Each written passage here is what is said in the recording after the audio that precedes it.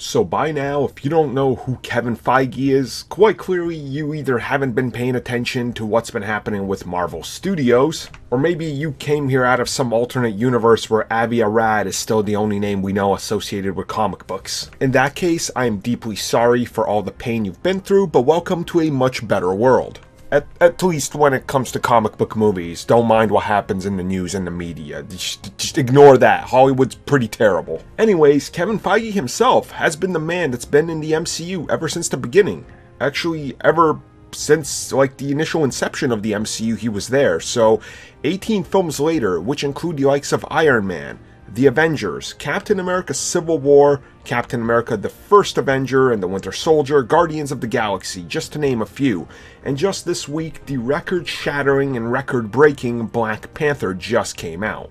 And Kevin Feige was in an interview, and essentially he let it be known that once he finished the movie with Ryan Coogler, once they looked over it, once they sat down and they watched it, he said that this is the best movie we've ever made. Now that's some pretty high praise there, considering when you think about all the great films they've put out there.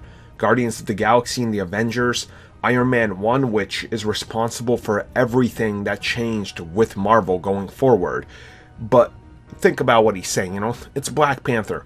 Look at the movie, look at what it's done, look at how long of a time it's been coming, and it's just something so special that I kind of agree with him. I mean, it may not be my favorite. You guys all know I'm a Captain America fanboy, and of course his first two movies are going to be two of my favorites, but Black Panther at its core is something that's so well crafted from start to finish, from so many different aspects, that when you look at it, it truly does move on over into this like realm of a comic book movie and an MCU movie that just, it really does pass and go way past what others have done.